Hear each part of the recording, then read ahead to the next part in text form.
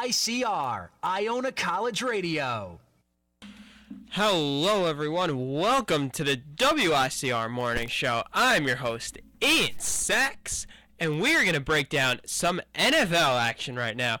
Crazy weekend in the National Football League, and I'm kicking it off today with the San Francisco 49ers visiting the New Orleans Saints, a matchup of two 4-4 teams. Both squads made the playoffs last year, so a lot of anticipation for this game, and, well, it did not disappoint. The two teams switching back and forth the lead, and, you had the Colin Kaepernick 4th and 10 throw that was absolutely crazy. I was watching SportsCenter last night, and when they were showing the highlights of the game, they were saying not many quarterbacks would be able to scramble, extend the play the way Kaepernick did, and then set himself and be able to launch the ball 50 yards and make a completion to extend the drive. So phenomenal way to keep the game going.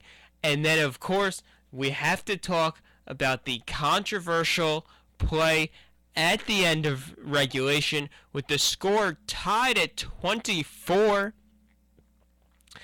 Drew Brees throws for the end zone and connects with Jimmy Graham in the end zone, but so everyone thinks, oh, there we go, the Saints have the win, but don't get ahead of yourselves, and the referees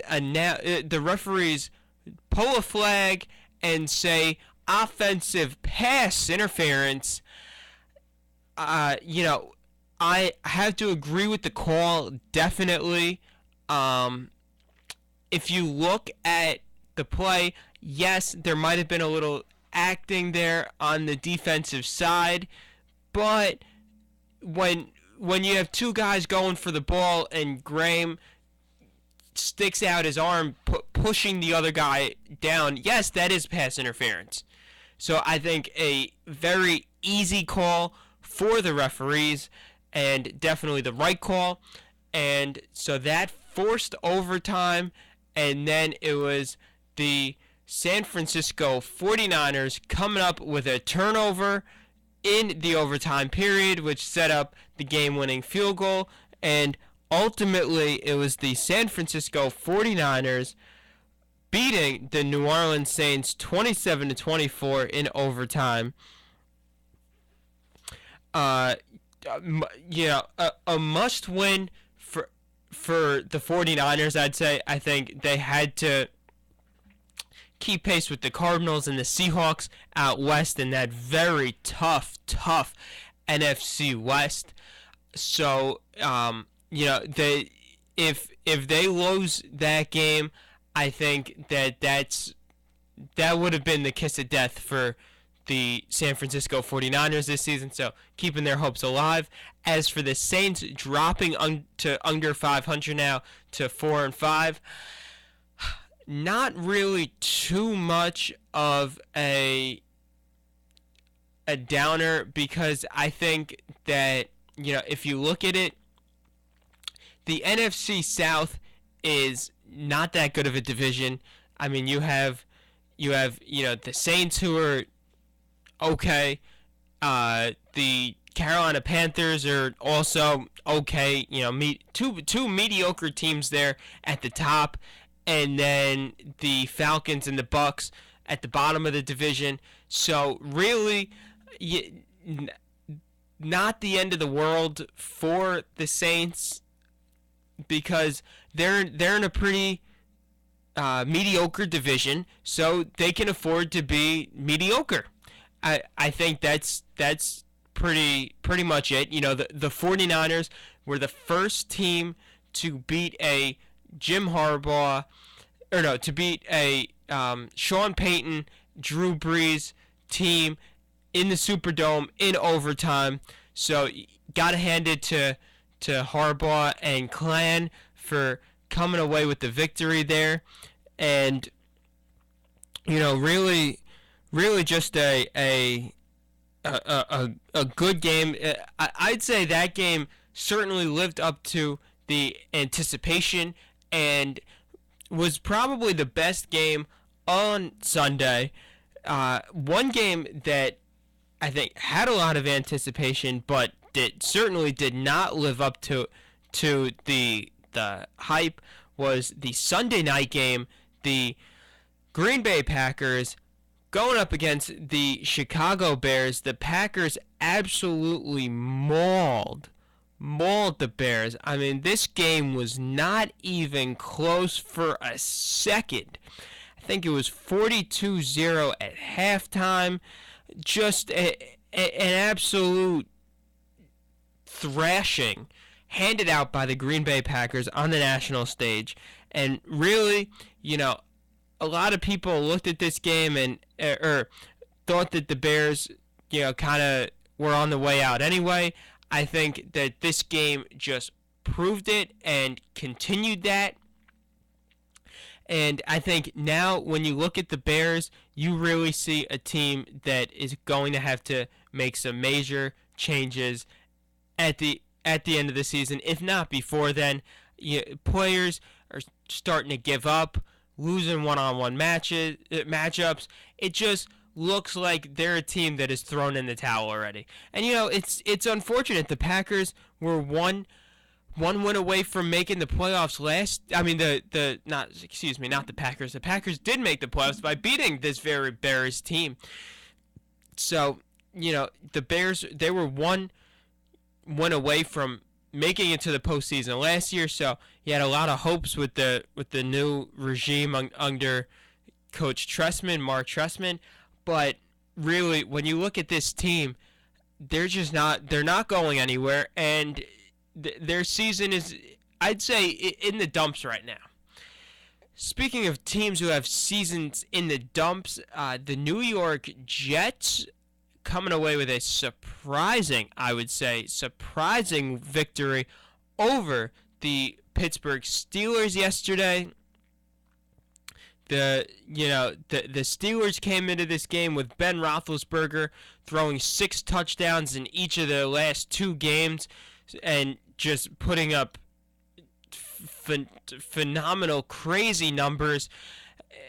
Going up against a Jets team that had lost 8 straight games, it did not even look like it was going to be a contest. It looked like Roethlisberger would have 6 touchdowns in the first quarter. That's what I was expecting. But the Jets, you have to hand it to them. I guess they just do not have that die attitude in them. And now, do I think that this is going to be the start of them putting together, say, maybe a 5-2 stretch? No. I think that the Jets' season is still in the toilet.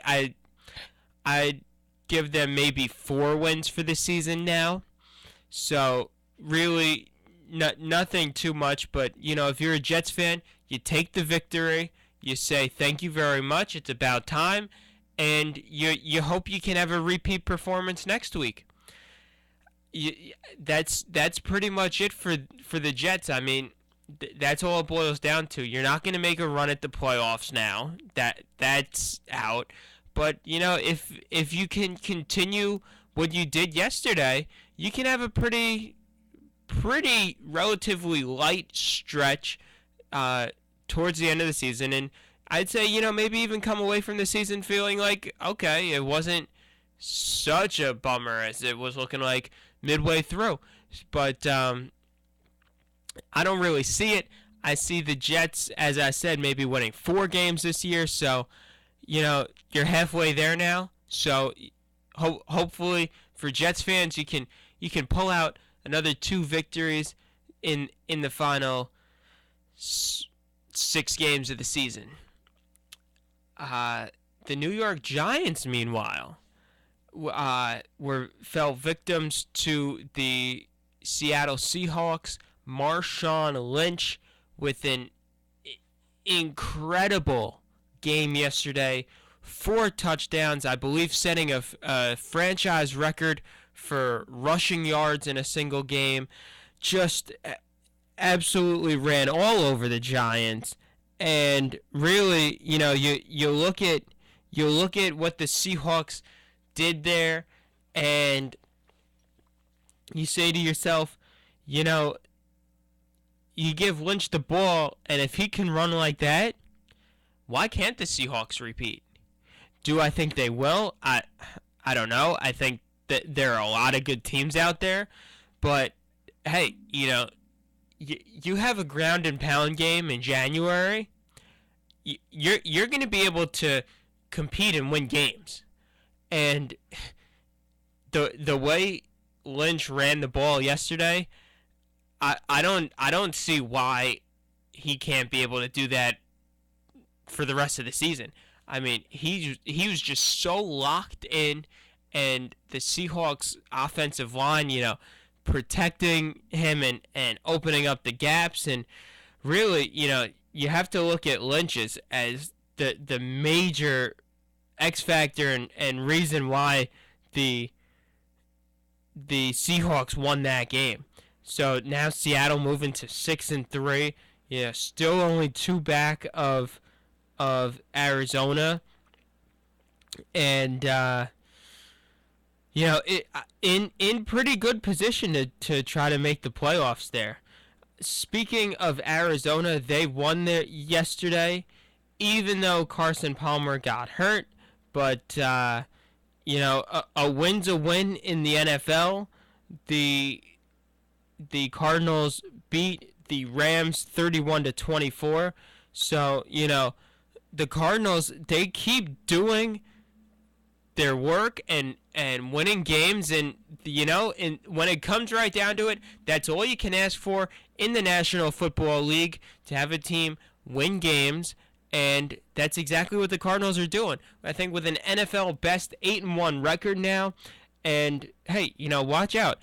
If the playoffs were to start today, Kenny Reichman's favorite line, if the playoffs started today, the trip to the Super Bowl through the NFC would have to go through Arizona. And, great job there by Bruce Arians. I feel like every time I talk about the Cardinals, I say great job by Bruce Arians, but really, that is the case. He has done a sensational job with that organization, and, that they keep winning, and it's a nice story out there. Another team, now, jumping to other teams that have put together nice seasons, kind of surprise seasons. The Dallas Cowboys improving to 7-2 with a 31-17 victory over the Jacksonville Jaguars. The Cowboys, not much to say there. Expected to win that game and took care of business over in London. So, not really too much more you can add to it. The Jaguars aren't that good of a team. The Cowboys, if they're going to be a playoff level team, which as of now that's what they're striving to be and looking to be, you have to put away a team like the Jaguars, and they did just that. Really not much more to read into it other than that. The Cowboys took care of business, and that's basically it from that game. In a game of Jersey Joe's favorite team and Armand's favorite team, luckily, thank goodness, I was rooting for them. The Detroit Lions prevailed over the Miami Dolphins 20-16. I was talking to Joe before the show, and Joe was saying, "Oh, I'm glad that the Lions won because the Dolphins were coming off of their shutout victory over the San Diego Chargers," and Joe was saying, "I can't have my two teams lose to Armand's team back-to-back weeks." So, congratulations, Joe. That was a big victory there for the Lions. Certainly, keeping pace with the Packers at the top of the NFC North, and hey, those two teams are gonna be something to watch down the stretch. Now, Detroit 7-2, Green Bay 6-3. So definitely some excitement in that division to stay attuned to. The Dolphins with the loss now drop to 5-4, tied with the Bills at 5-4 now. Really, the Dolphins and the Bills, I don't think either team really stood a chance in the AFC East. Now both two back of New England, and New England with a 2-game lead, 7 games to go, they're as good as done. I think both the Dolphins and the Bills are 500 teams, and they moved one step closer to that with both losing yesterday, dropping to 5-4.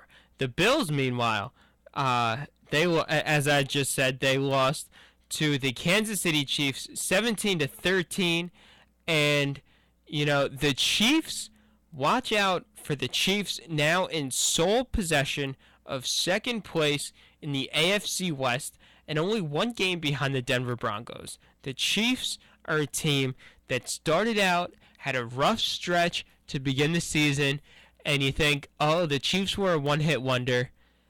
Not the case, my friend.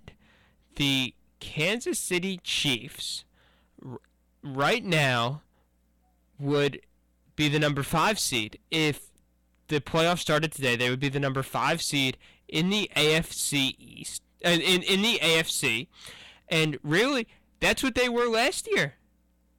They were the 5th place team, the top wild card team in the AFC, and they would probably open up the playoffs either at Indianapolis or at Cleveland. So really, when you look at it, the Chiefs, there's no worry there. They're ahead of the San Diego Chargers. The Chargers are 5-4, and the Chiefs really have a chance at making a good run for the division title, which is great to see. I'm glad to see that the Chiefs are putting a fairly nice season together, and of course, Andy Reid doing a great job there in his second season. Had the great turnaround last year. Team started off 9-0, and doing the same thing this year. Now 6-3, Kansas City. Speaking of the playoff, they're sticking out west in the AFC West. The Denver Broncos beat the Oakland Raiders 41-17. Broncos, you had to win the game. No really two ways about it. Peyton Manning, of course, putting up nice numbers, but really, nothing you can really take away from this game. Broncos moved to 7-2. Oakland falls to 0-9. I think if Oakland did somehow pull out the upset there, which there was no chance of them doing, then we would have a storyline, but really no storyline here. Just the Broncos taking care of business, beating an inferior team, and that's really all you can take away from this game. Another team that beat an inferior team, the Baltimore Ravens, topped the Tennessee Titans by a score of 21-7. The Ravens now move to 6-4. The Titans dropped to 2-7. Outside of the Colts, that AFC South is mediocre at best. You have Houston at 4-5, Tennessee 2-7, Jacksonville 1-9. So really, Tennessee a pedestrian team at best, whereas the Baltimore Ravens staying relevant in the AFC North. All 4 teams separated by a total of a half game in the standings. It's going to be some wild finish in that AFC North. Right now, you have the Cleveland Browns leading the division there at 6-3. Cincinnati 5-3-1. Pittsburgh and Baltimore both 6-4. this is setting up to be a great finish in that division, and really to see tiebreakers coming in at the end of the season. It's going to be something to watch for sure. While those teams are battling for the division crown and the playoffs, two teams that weren't matched up yesterday, the Atlanta Falcons and the Tampa Bay Bucks. The Falcons prevailed 27-17. Unfortunate for the Bucks. It looked like that was a potentially winnable game for them. Being 1-8, you don't have too many, but the Falcons won, improving to 3-6. And now the Falcons at 3-6 are one game out in the AFC South. So, excuse me, I said they wouldn't be jockeying for a spot in the playoffs. The Falcons are one game out of a playoff berth. That is a little alarming that a 3-6 team, right now a 3-6 team is one game out of the playoffs, one game out of leading the division. Whereas in the NFC West, a 6-3 team is 2 games out. That just shows you right there how weak the NFC South is. All 5 teams under 500 now. So in the NFC, you have a division where everybody's under 500, and in the AFC, you have a division where everybody's over 500. That just goes to show you that sometimes the divisions don't stack up evenly, and the talent and greatness is evenly distributed, because really, you look at that NFC South, you've got 4 mediocre teams at best. I mean, yeah, the Saints are pretty good. The Panthers, who knows what to expect from them, and then you got the Falcons and the Bucks at the bottom of that division, and then but then in the AFC North, you've got 4 teams that those are good football clubs there, and so sometimes that's just the way it goes. But it should be interesting to see how all of that shakes up. Maybe to see if potentially a team from the NFC South might get over 500 to make the playoffs. And, we'll see how many teams from the AFC North finish above 500 at the end of the season. But, after this weekend in the NFL, I'd say if this is a barometer for the final 7 weeks of the season, we'll have a lot of good football ahead of us. Week 10 in the NFL is not over. We have the Philadelphia Eagles hosting the Carolina Panthers tonight, so should be a good matchup there. The Panthers, with a win, would be looking at trying to, I would say, move into a tie with New Orleans at 4-5-1, or maybe percentage points ahead of New Orleans for the lead in the NFC South. And meanwhile, the Eagles would be looking to keep a half game lead over Dallas in the NFC East. So should be a good matchup, and that'll wrap up Week 10 in the NFL. And with that, I'm going to conclude this NFL segment on the morning show. Take a quick break and be back with Jersey Joe to talk some college football. Iona College's highly accredited graduate programs empower students to earn degrees that command respect in the real world. Start your career path today or change direction towards a new profession. Iona's expert academic advisors and top graduate programs will enable you to move your career and the world in a positive